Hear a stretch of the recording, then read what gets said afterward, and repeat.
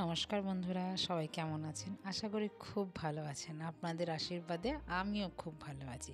কাকলি ব্লগে আপনাদের স্বাগত জানিয়ে আবারও নতুন একটি ব্লগে আপনাদের সাথে দেখা হলো। চলুন বন্ধুরা, আজকে রান্না করব কি জানেন? পুরো ভিডিওটা দেখতে থাকুন, আশা করছি খুব ভালো লাগবে।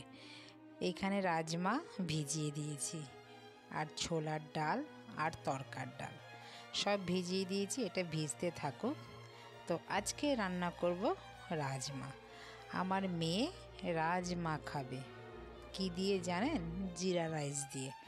ও কোথাও একটা শুনেছে জিরা রাইস দিয়ে রাজমা খেলে খুব ভালো লাগে।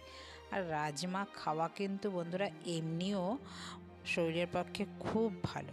যাদের হার্টের প্রবলেম আছে তাদের যদি রাজমা ডেইলি 10টা থেকে 12টা খাওয়া যায়, বা এক বাটি খেলেও অসুবিধা হয় না, নিয়মিত যদি খায় না, খুব ভালো। তো রাজমা সেদ্ধ বসিয়ে দিলাম আমার ছোট্ট এই মিষ্টি প্রেশার কুকারটার মধ্যে।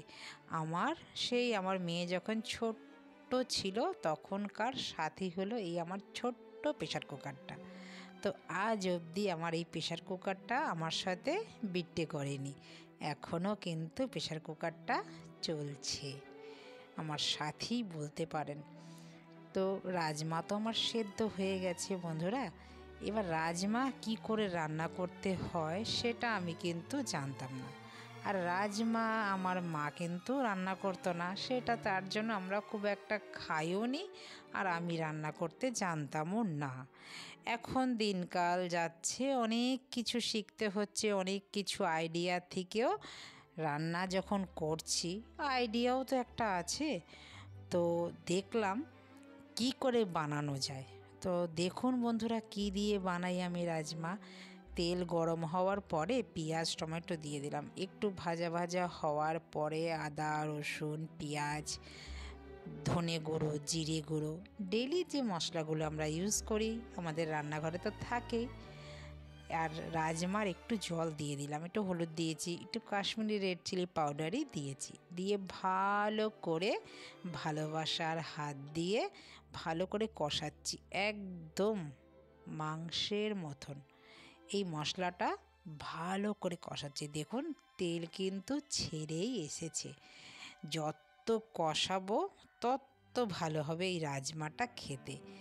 এখন কিন্তু এই রাজমাটা আমি খাওয়া শিখে গেছি আমার মেয়ের জন্য। আগে আমি রাজমা খুব একটা খেতাম না, এখন কিন্তু খুব ভাল লাগে। রুটি দিয়ে, পরোটা দিয়ে, ভাত দিয়ে, সবেতেই রাজমা খাবেন, শরীরের পক্ষেও ভালো, খেতেও বেশ টেস্ট। দিয়ে দিলাম ধনে পাতা দিয়ে একটুখানি ঢেকে দিলাম একদম দেখুন মিলে মিশে একাকার হয়ে গেছে, একদম তেল ছেড়ে এসেছে।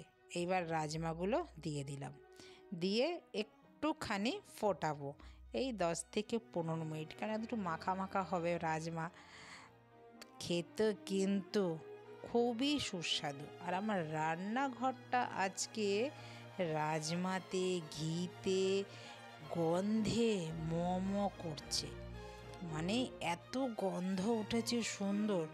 রাজমা নিশ্চয়ই সবাই জানেন, এরা পাঞ্জাবিরা বেশ কিন্তু ভালো খায়, আমরা বাঙালিরাও শিখে গেছি রাজমা খেতে। দিয়ে দিলাম মায়ের বানানো হাতের ঘি। ওহ, দেওয়ার পরে এত সুন্দর গন্ধ, আমার মেয়ে বলছে মা পাগল করা গন্ধ। দেখুন আমার রাজমা কিন্তু হয়ে গেছে, এইবার নামানোর অপেক্ষা। চলুন বন্ধুরা, রাজমা তো হয়ে গেছে, এবার নামিয়ে নিই। তো রুটিটা পরে বানাবো, গরম গরম খাবো। আর এইখানে কেটে নিয়েছি লাউ চোকলা।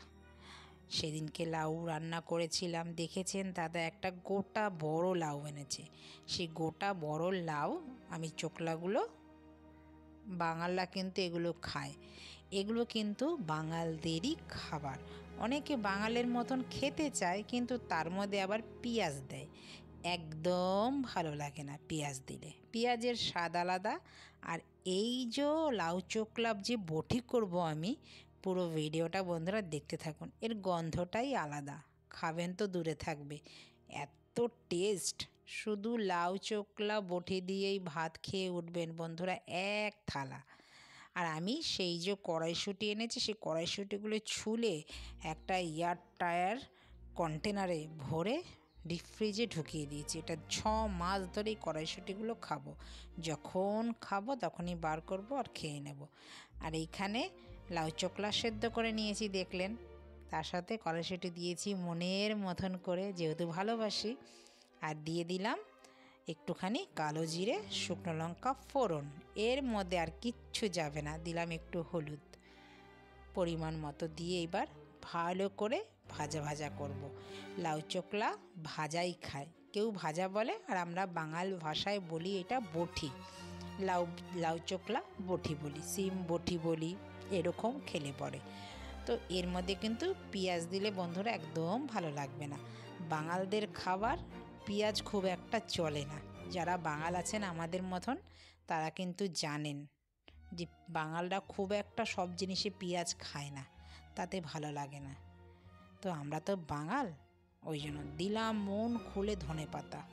ওফ, এরও গন্ধ, লাউ চোকলা ধনেপাতার কড়াইশুঁটির গন্ধ সারা রান্নাঘর মমা করছে। এবার খালি এক থালা ভাত নেব আর এই লাউ চোকলা দিয়ে বাটা দিয়ে খাবো। লাউ চোকলাটা ভাজা হতে থাকুক, আপনাদের চলুন একটা জিনিস দেখিয়ে আনি। আমার জানলা থেকে এ দৃশ্য তো দেখা যায়, আপনাদের বহুবার শেয়ার করেছি, বহুবার দেখিয়েছি। দেখুন রান্না করতে করতে চলে এসেছি আপনাদের নিয়ে। আচ্ছা বন্ধুরা, এটা বলুন তো কী গাছ? একদম পুরো সাদা সাদা ছোট ছোট ফুল হয়ে রয়েছে। কাছ থেকে আপনাদের দেখালাম, দেখেছেন? পুরো গাছ, এখানে বহু রকমের গাছ আছে। সামনেই একটা বিশাল বড় একটা লেক। কে কে জানেন ওই গাছটার নাম আমাকে কিন্তু কমেন্টে জানাবেন। আমি জানি না এই গাছটার নাম কি। তো আমার কিন্তু হয়ে গেছে লাউ চোকলা বটি। এবার নামিয়ে নিলাম, এবার ডাল সাঁতলে নেব পেঁয়াজ দিয়ে প্রতিদিনের মতন, তারপরে বানাবো রুটি। হয়ে গেছে। এটা না শুধুও খেতে ভাল লাগে, রুটি দিয়ে ভাল লাগে, যাতে খাবেন তাতেই ভাল লাগবে। দেখবেন একবার এইভাবে রান্না করে বাঙালদের খাবার। ডাল এবার সোমবার দিয়ে নেবো। ভাত হয়ে গেছে, এবার চলুন, মেয়ে তো আবার স্কুল যাবে, মেয়ের জন্য টিফিন করতে হবে। চলুন এবার মেয়ের টিফিনটা বানিয়ে মেয়েকে স্কুলে পাঠিয়ে তারপরে বাড়ির কাজগুলো আবার সম্পূর্ণ করতে হবে, জানেন তো। বন্ধুরা, ভিডিওটা আপনাদের কেমন লাগলো? আর যদি কোথাও ভালো লেগে থাকে লাইক কমেন্ট শেয়ার করে দেবেন। চ্যানেলটিকে সাবস্ক্রাইব করে রাখবেন যারা আমার চ্যানেলে নতুন আছেন। পাশে থাকা বেল আইকনটিও প্রেস করে রাখবেন, আমি যখন এরকম ভিডিও আপলোড দেবো সবার আগে নোটিফিকেশন পৌঁছে যাবে। তো বন্ধুরা, সবাই ভালো থাকবেন, সুস্থ থাকবেন। দেখা হচ্ছে শিগগিরই নতুন একটি ব্লগটা যদি কোথাও ভালো লেগে থাকে লাইক কমেন্ট শেয়ার করে দেবেন। নমস্কার, টাটা।